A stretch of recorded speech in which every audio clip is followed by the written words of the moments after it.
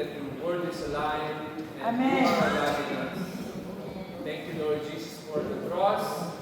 Because of the cross, we have life eternal. Amen. Lord, because you are our great shepherd. You are the good shepherd of the sheep. Amen. Pray, Lord, that you come and demonstrate and manifest your presence. Feed your lambs. Amen. Feed us with the full. Allow us to receive from you. Open our hearts, open our minds and our ears, so that we can hear what the Spirit is saying to the churches. We love you, Lord, and we bless you in Jesus' name. Amen. Ito tayo punta sa Word of God, at tatawagin ko yung ating pastora sa Litanya para magbigay ng report at prayer request. Amen. Palakpakan naman natin.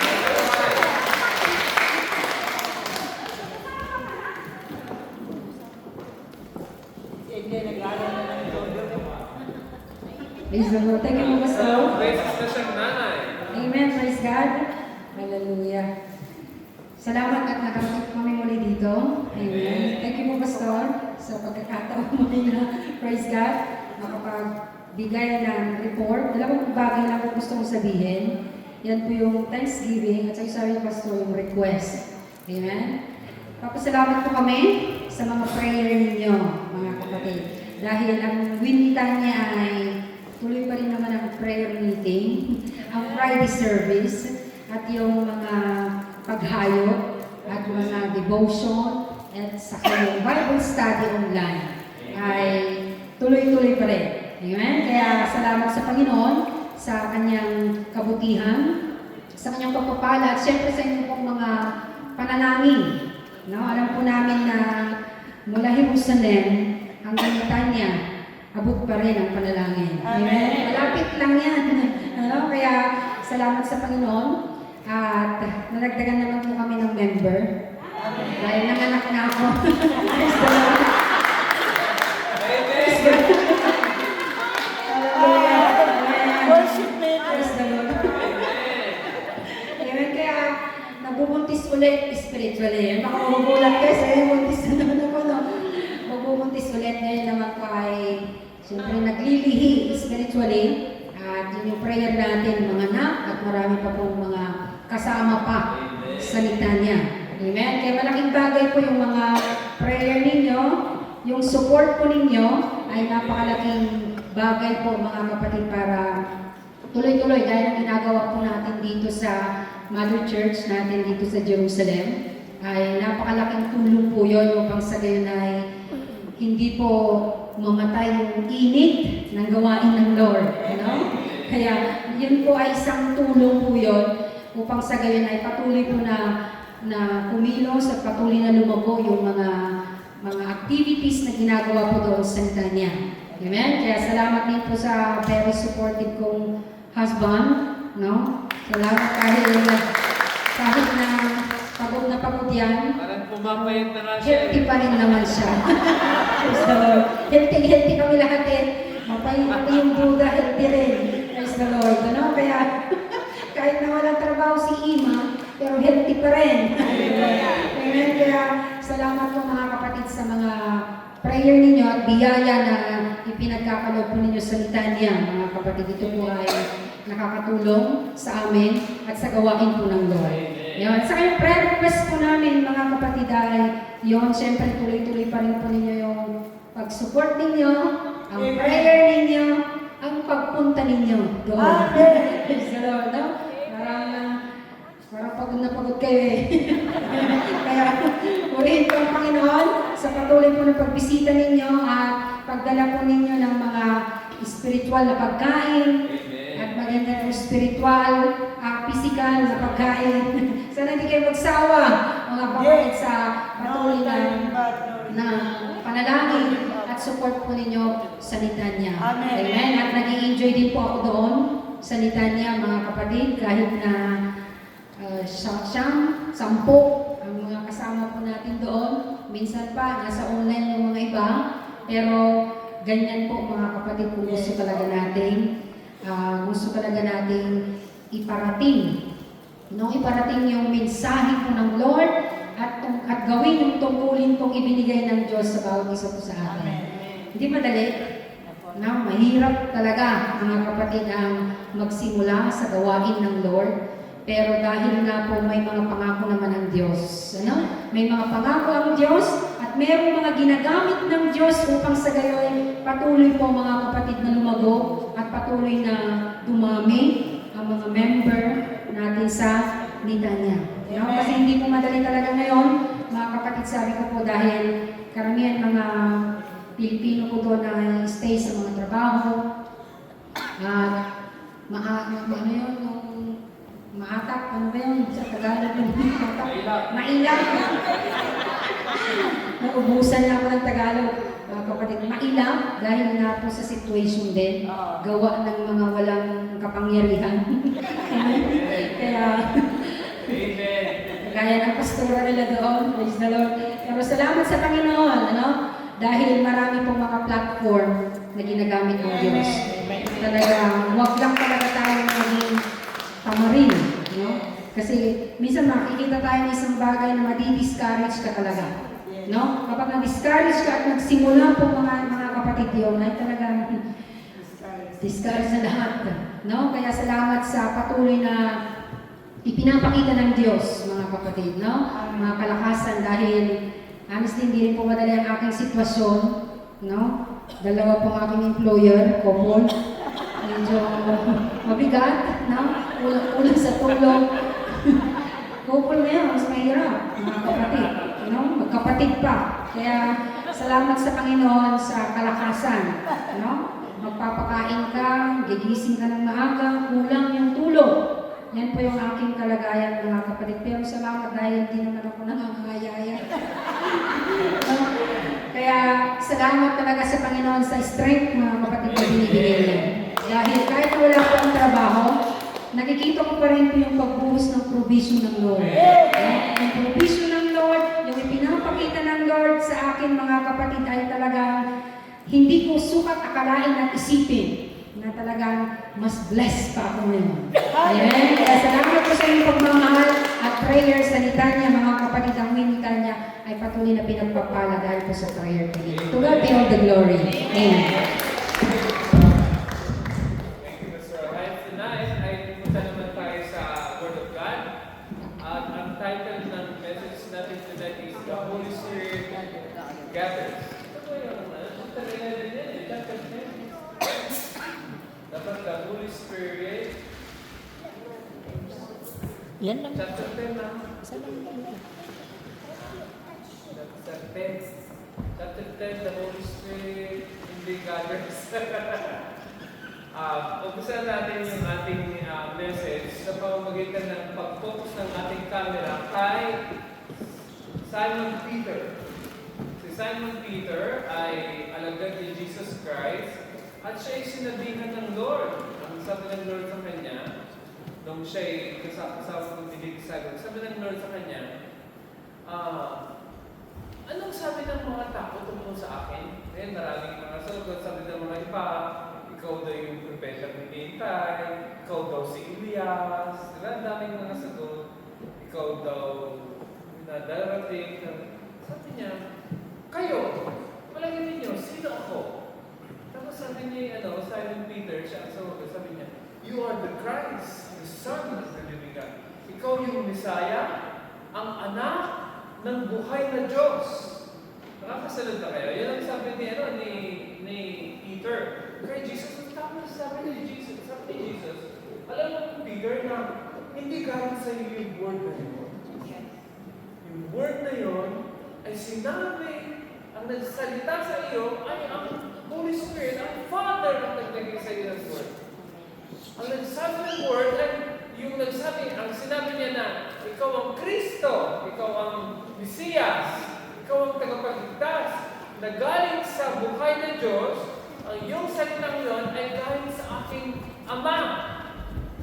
At sa pamamagitan ng Holy Spirit, ikaw ang nagsabi nito.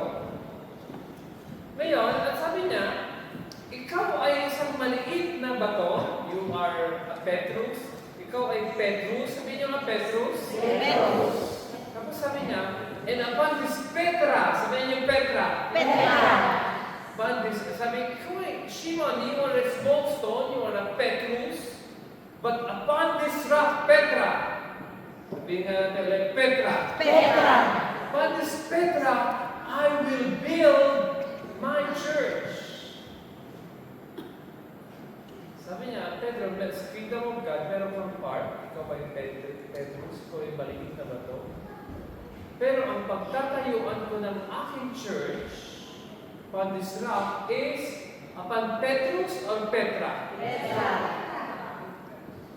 Palagay ninyo, yung Petra ba is the same as Petrus? Ha? Ang Petrus ay small stone. Ang Petra, usually pagka ginawa mong yung us, gano'n yung pagka sinabi ng diakonos, ang ibig sabihin doon ay isang servant. Pagka sinabi natin diakonoy, nagiging servants, nagiging plural. Pag sinabi natin Petrus, one small stone. Pag sinabi natin Petra, isang malaking bato, rock. Upon this rock,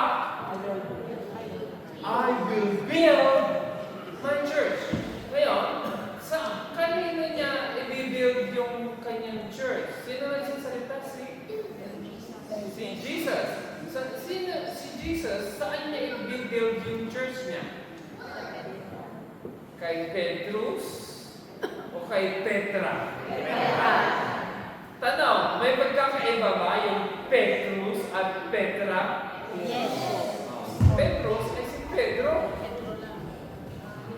Ang Petra, sino si Petra? Si Jesus Christ. Upon this rock of revelation, anong revelation yun? That you are the Messiah, you are the Savior, the Son of the living God. Upon this rock, I'm going to build my church. Kaya ito ang maganda. Ito ang maganda. Kaya tayo pupunta sa Acts chapter 10 dahil napakaganda ng yung I think dito kumuha yung mga Katoliko kung bakit tinawag nila si Pedro na Papa, the first Papa. Diba? Napakinggan niyo ba yung Papa? Yung Papa nila nakakaba. Papa nila, pure. Sa Hebrew ay pure. Nakapipure nila nakakiba. Sa Hudyo ba yung Papa? Dahil nakakiba Huwag kayo magkikipa pag hindi kayo Hudyo. Mga lalaki dito. Lalo pag babae ka, hindi ba kayo babae? Hindi, dahil mo, maraming mga Mesianik na. Dahil nakikita nila yung mga Hudyo na katalimik. Pagtalit ito, galing yung mga babae sa alam mo. O kapatid, yung galing pang lalaki. Nililigalo ng asawang babae sa asawang lalaki. Kasama. Huwag kang bibili pag kay babae at magsusuot. Dahil hindi para sa iyo yun. Diba? Para sa lalaki yun. Maliwanag ba? Eh pag may nakita kayong mga babae na ganyan, sabihin nyo, sis, alisin mo yung mga lalaki yan. Diba? Hindi, kung minsan, dahil gusto natin maging Hudyo, una sa lahat, pag ikaw ay hindi Hudyo, huwag kang makikipa. Ito yun. Diba? Pagkali pag nakita niyo si Evoy at si Papale, si Edison at si Charlie o si Ben at si Mark Rafael na nakakipa o mga anak ko, si Biner, sabihin nyo, di ba, hindi ka naman Hudyo. Una, hindi ka mukhang Hudyo. Pangalawa, wala akong dugong Hudyo. Tayo ay kumakain ng baboy sa television. Paano kung nag-convert? Tayo, pag nag-convert, ibang kwento yun, no? Pupunta ka sa impyerno talaga. Bakit po sasabihin mo? Dahil isa ang daan, di ba? Inayon natin, was Jesus lifted high, across his land, the Roman see the truth and know. Oh, yeah! Pag ikay nagpahudyo at tinapon ng Kristo sa buhay mo, pumunta ka sa impyerno. Tuloy mo, sir, Sapagkat tinapon mo yung pananampalataya mo kay Kristo Jesus at ikay nagpahudyo, di ka na pupunta ng langit. Doon mo sa loob, may mga nakilala ko. Okay lang mga kapatid, katulad doon, may mga kilala ko kasi ako mga Pilipino na nagpahudyo dahil gusto nila magkaroon ng leadership, mag-asawa ng Israeli. Pero nagsa-celebrate pa rin ng Christmas. Easter, ng Christmas. Sabi ko, okay lang yun. Sabi ko, hallelujah, amen. Kasi fellowship mo pa rin sila. Iniwala pa rin sila kay Jesus Christ. Pero meron akong nakilala si Sister Leia na nagpa-convert. Ayaw na niya kay Jesus, ayaw niya na ng Pasko, ayaw niya na ng Holy Week. Ano nangyari sa iyo? At sabi niya, nung gusto ka niya, anong nangyari sa iyo, Ate Annabel, sabi niya sa akin, sa buong buhay ko, hindi pa ako na-persecute. Sa loob ko, sinabi ko lang kung anong nangyari sa iyo, hindi kita pinay-persecute. Ang persecute ay pag nilalait mo na, bakit ka na yun ang lalait, no? Yun ang persecution. Pero ang tanong ko sa kanya, anong nangyari sa iyo? Kasi nakilala mo na si Jesus. And all of talagang nakilala dahil pinanggalingan naman natin lahat, mga Katoliko In reality, sa totoo lang, sa birth certificate, Katoliko pa rin tayo no? Maliban kay Van Mawali, na wala dito. Buti naman, wala. Pero pa makilala ang kasi sa birth certificate, ano yata, Kali yata, si Van Mawali, papalaya. Ikaw ba papalaya? Ano ka din? RC ka di ba? RC? Ako Pepsi.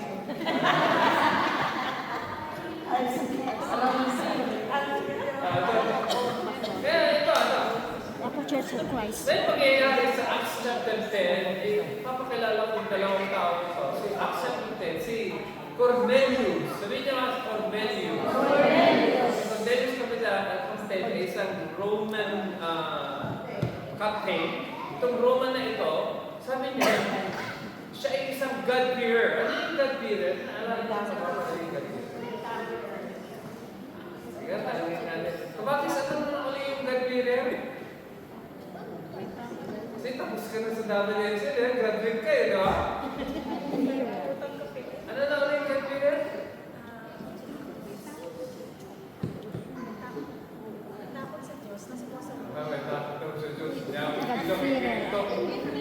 Dapat ito, ang bawi yung certificate niya, no?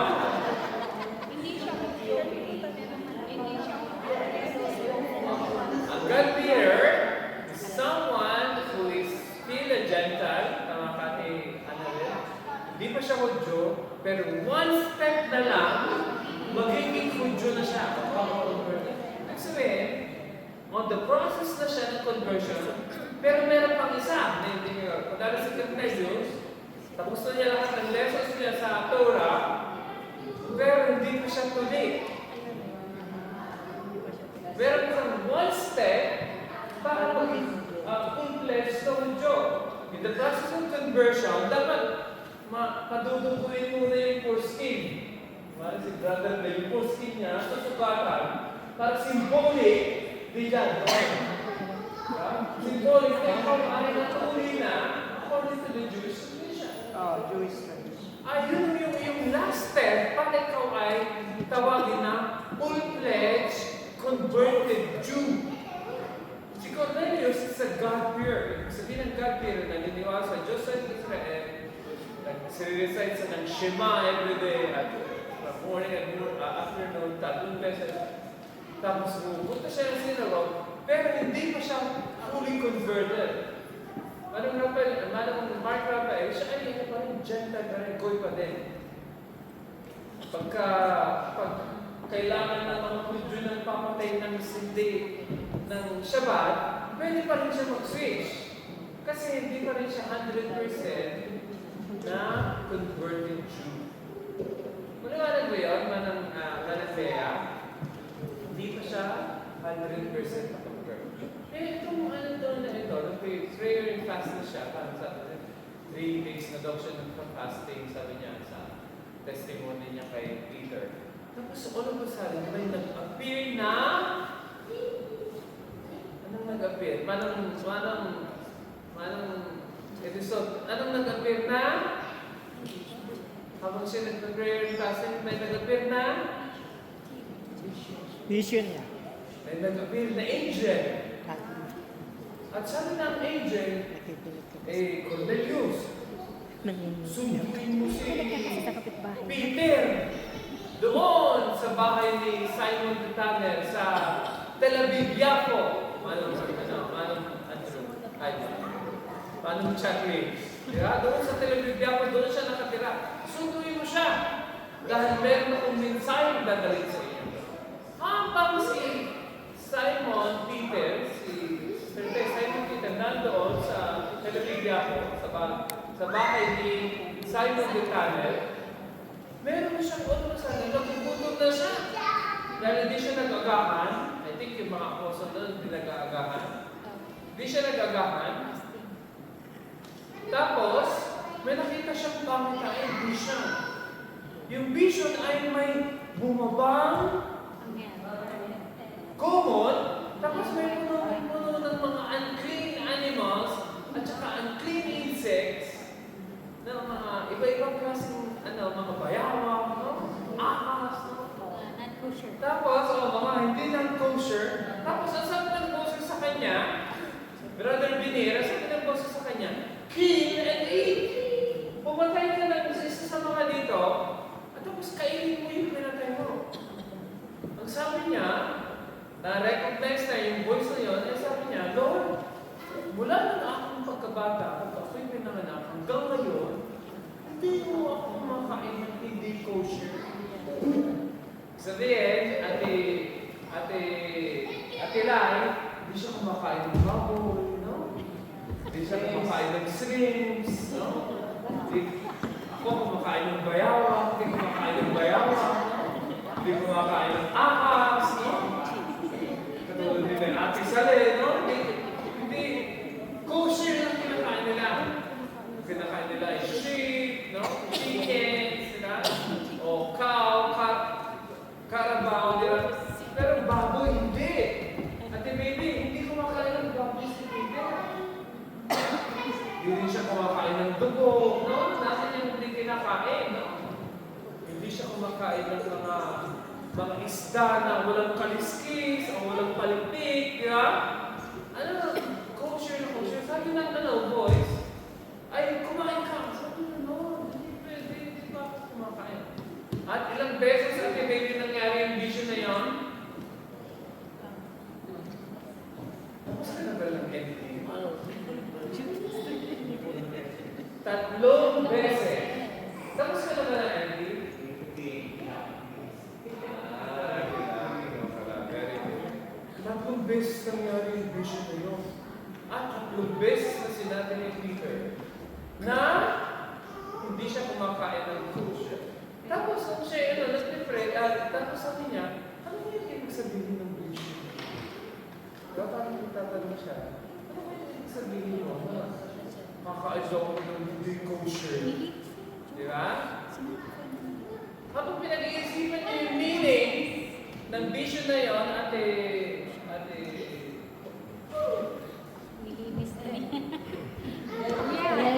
Delia. Delia, nakakalimutan ko ng pangalan. Palagi ka naman umate, di ba? Nakakalimutan.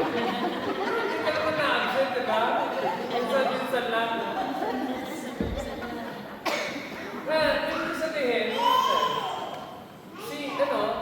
pinag-iisip niya, ano yung ibig sabihin ng vision na yun? Gusto lahat, nakakalimutan niya. Habang pinag-iisipan niya yun, gutom na siya. Siguro si Peter katulad din natin, no? Mahilig kumain, no? Kaya lang ito, itong mga apostol, I think, mga apostol, hindi sila nag-breakfast, dito din eh. Minsan lang sila nag-breakfast kung may huling isda. Kung wala din nag-breakfast itong mga ito. Kaya pagka alas 12 na, gutom na! Minsan na-try mo na bang hindi nag-breakfast? Di ba? Sa restaurant. Ikaw, na-try mo yun, ha? Third name? Ano tayo na hindi magkakas? Guys, gusto ba itong dugtong ka na? Natutuling ka din, back to lang so. Parang dalawang pa rin ito. Di ba man nila yung hindi na hindi mag-breakfast? Tulad natin, di ba? Mga payat Sorry, hindi naman tayo. nalabas sa katawan, di ba? Di ba hindi mag-breakfast? And ko ah! Bakit hindi ka makapag-part time ng Jimmy? Pagka ano? Hindi pwede. Nang-part time sa breakfast. Dapat may breakfast. Para yes ko ah. Di ba? Gutom siya. Habang pinag-iisipan niya yung meaning ng vision na yun, biglang may dumating na mga alagad ni Cornelius. At pinapasundo nila si Pedro dahil si Pedro daw ay may mensahe sa Cornelius at sa kanyang buong sambahayan.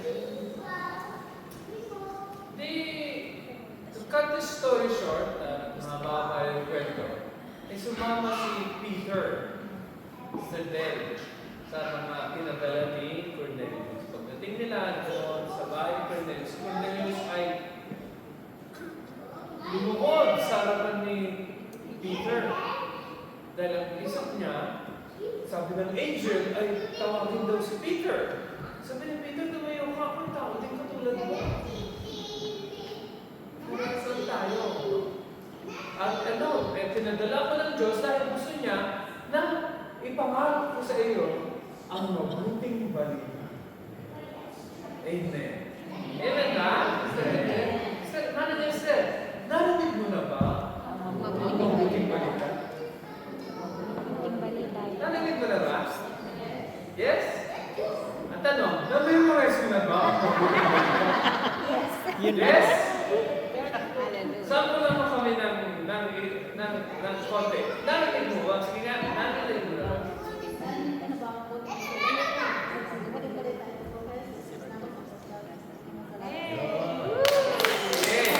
Sige pa.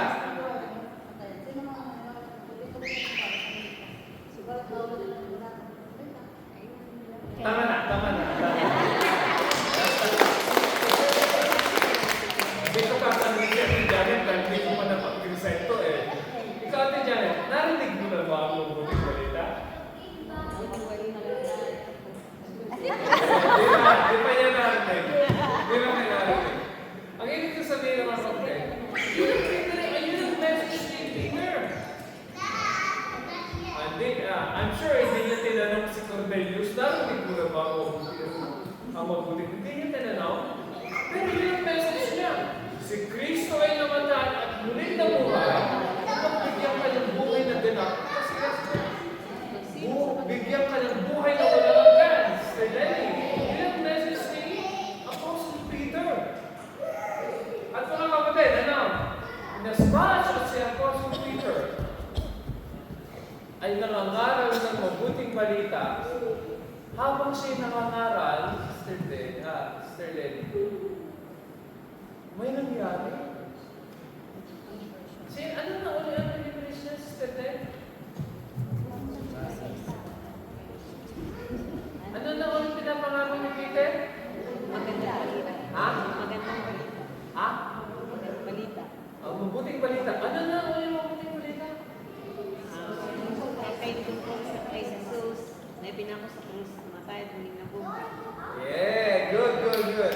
You try hard. Sa sunod, pag-reciting kita. Pwede na po.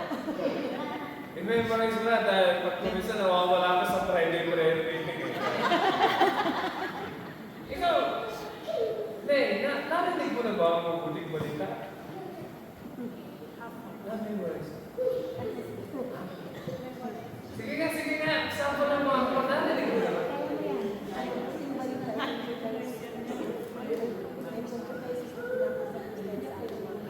Hindi ko marinig. Walang mga namin siya. Thank you. Gusto ko tayong lahat mga kapatid, alam natin yung mabuting balita. 3 minutes lang. Kumisan, si Ben mag-recite 4 minutes. Kasama na yun, Ben, binabati. Alam na lang na yun, mas nagmamaster na yun, kaya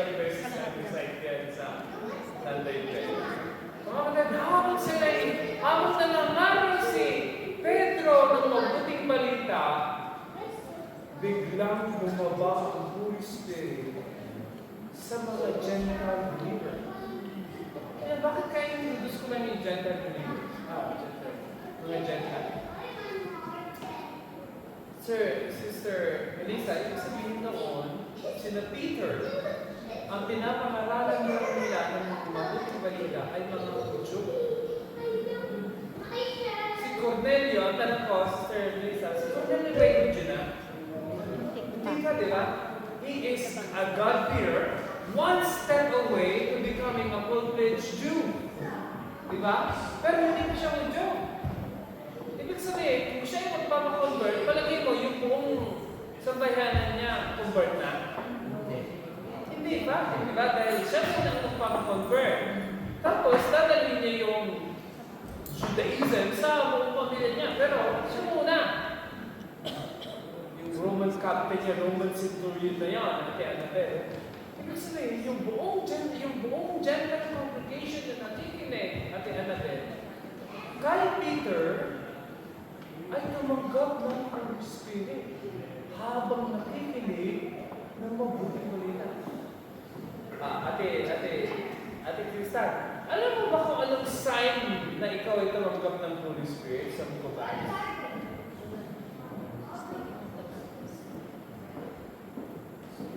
Tatanungin kita, ano ang sign na ikaw ay tumanggap ng Holy Spirit sa Book of Acts?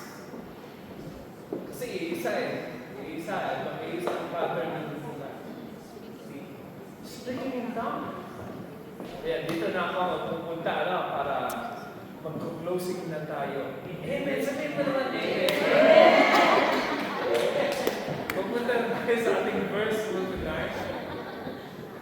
Nagsasalita pa si Pedro. 1, 2, 3, go. Nagsasalita pa si Pedro na bumaba ang Espiritu Santo sa lahat ng mga nakikinig. Namangha ang mga mananampalataya ng Diyos na kasama ni Pedro sapagkat ibinigay niya sa mga nakikinig ang kalooban ng Espiritu Santo. Narinig nila ang ito na nagsasalita sa kanilang at nagtutulog sa Diyos. Kaya sinabi ni Pedro, tulad natin sinaglait ang kalooban ng Espiritu Santo. Sino ang magbawal na sila sa tubig? Habang nagsasalita pa si Pedro, anong nangyari? Bumaba ang Holy Spirit. Anong reaction ng mga Hudyong kasama ni... Wow! Sila din nakatanggap ang katulad ng natanggap natin. Akala ng mga Hudyo, yung gift ng Holy Spirit, para lang sa Hudyo. Naintindihan niyo ba? Pakinggan niyo mabuti. Di ba, ang akala ng mga Hudyo, sila lang ang chosen people. Kaya tayo din basta. Totoo ba yun, Sir Irene? Akala ng mga Hudyo, sila lang ang chosen people. Totoo ba yun? Yun ang akala nila. Nandito ka pa ba? Ako?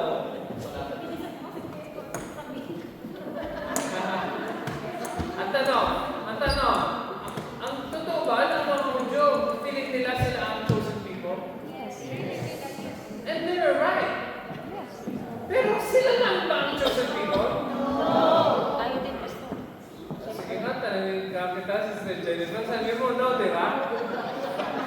Bakit hindi lang sila ang chosen people? Sagot ni Sister Jenny, dahil tayo rin ay chosen people. No, di kayo kumbinsido.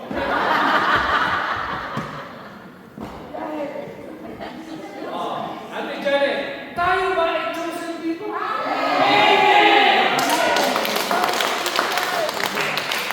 At kasi matindi ang pagkatawag ng Diyos sa mga Hudyo, mas matindi, Ate Maya, ang pagkatawag ng Diyos sa atin. O, tignan mo, salam ko parang pa. Sir, bakit kailangan ko palang pa? Dahil dugo ni Jesus Christ ang pinagtugol sa atin. Kapag ikaw bumalampag dyan, di ka born again.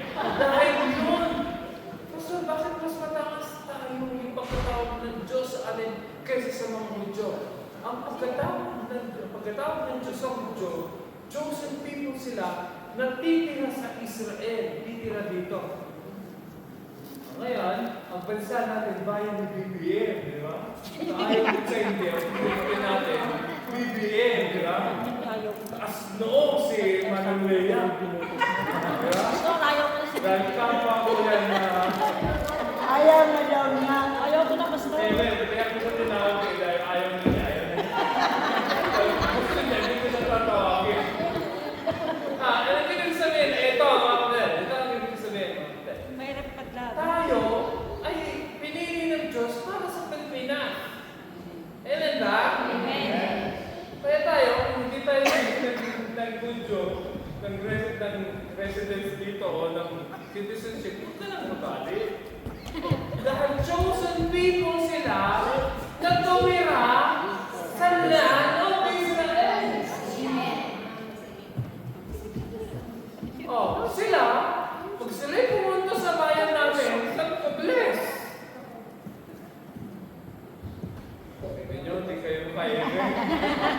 Pag sila pumunta sa akin, sa bayan natin, sabihin ko, please. Bakit ako? Dahil nalibig niyo ako nung ako'y nasa Israel. Yung sabihin ko, pa-overstay ka na? Oh! Gano'n. Kasi lang po lang ako.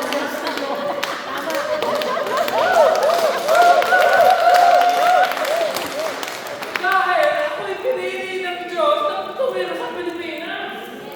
Pilipino para sa Pilipinas. Ang Hudyo para sa Israel. Oh, kung hindi ka binigyan ng... galing. Dahil sila ay chosen people para sa land ng Israel. Amen. Kaya lang mga kapatid, ang mas mataas, yung chosen people na para tumira doon. Amen. Tayo yun. Anong pwesta pag dito ka tumira, hindi ka naman tutuloy sa langit? Oo mo na ngayon. Huwag muna sa ngayon. Hindi ko sabihin, ano bang mas mataas? Israel o yun? Lapit. In as much as we like to live in the land of Israel, hindi ko namin talaga. Yun ang lang. This is not our home. Israel or the Philippines is not our real home. That is our home. Naku mga kapatid, hindi mo kailangan dyan ng visa. Hindi mo kailangan dyan ng passport. Ang kailangan mo, Jesus para